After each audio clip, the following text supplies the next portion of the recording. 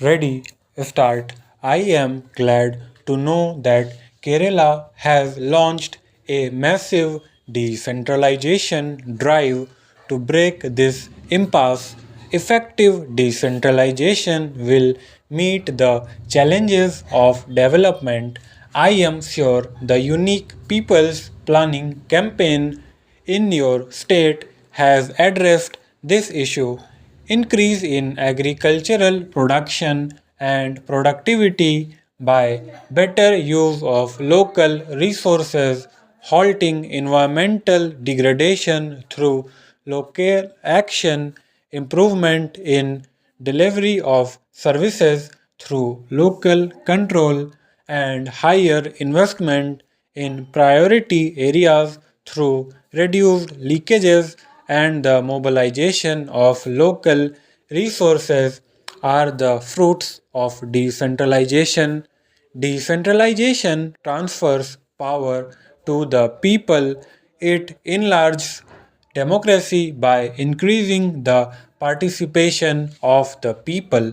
The panchayat and urban local bodies should be seen as conduits for power to flow to the ordinary people.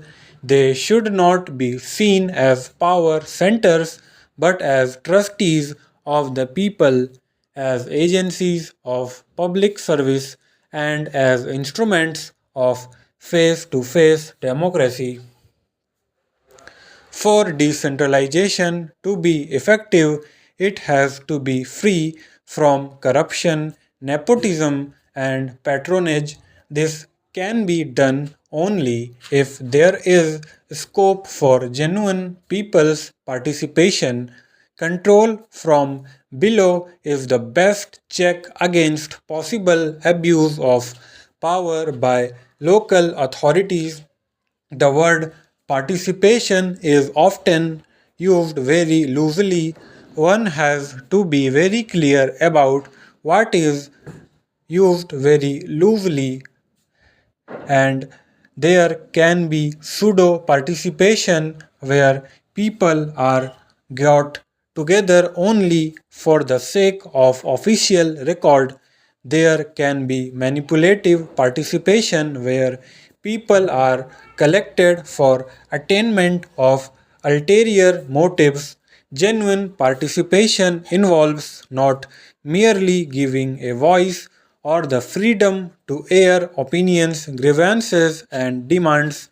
It involves the power of choice. That means people's right to decide what they want and their right to monitor the functioning of the government. The Gram Sabha, where all the electors get together, becomes a critical institution of democratic decentralization. However, there is a danger of the Gram Sabha degenerating into a body of approvers or an idle group of persons. Organizing women is one of the best ways of avoiding this danger. Hence, I see Kerala as a furthering of the decentralization process and as a tool for empowerment of the poor. Dear friends, the whole nation is watching this program with interest. I assure my personal support and the support of the government in New Delhi to the success of this project and its possible use elsewhere. In matters relating to the nation's development, there should be no politics. I consider it a privilege to be present on this important occasion, and I am not saying this in a manner of formality. As a Prime Minister of the country, I am invited to attend many functions and inaugurate many programs. Each one of them is significant in its own way, having a bearing on the social and economic development of our country.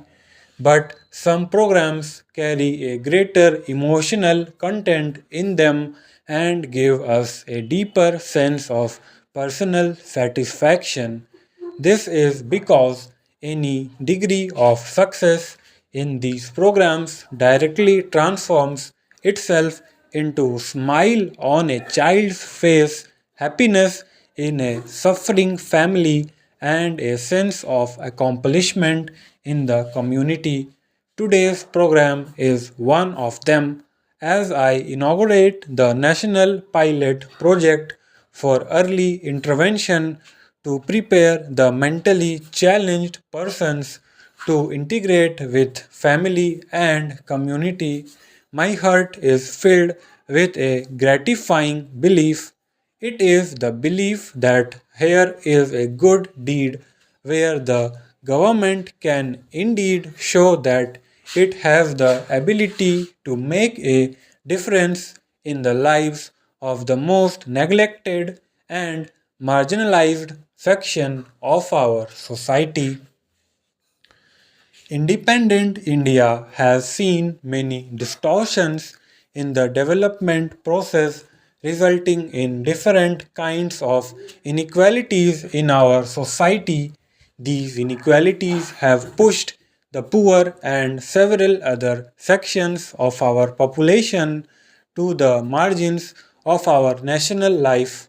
But when we look at the mentally challenged persons in our midst, and I am using the term mentally challenged deliberately as a more suitable substitute to the description mentally retarded, we find that they live on the margins of every section of society, including those that are themselves marginalized. Barring happy exception, mentally challenged persons live a life of exclusion as much in a rich community as in a poor community. With exclusion comes apathy and indifference and even callousness. This deepens the distress of those suffering from developmental disabilities. Here, I would like to draw attention to an important difference between the treatment a mentally challenged person receives within their family and the community. Family is still a strong institution in India, even though it is coming under many negative pressures, especially in cities and towns. Values such as love and care are still fairly deep rooted in the family structure. Hence, mentally challenged persons receive affection and assistance in many families, but the same cannot be said about the community. The rapid erosion of a sense of caring and empathy in our community life is the most painful feature of present day social life in India. This lack of the caring and sensitivity manifests itself most starkly in the treatment given to disabled. Stop.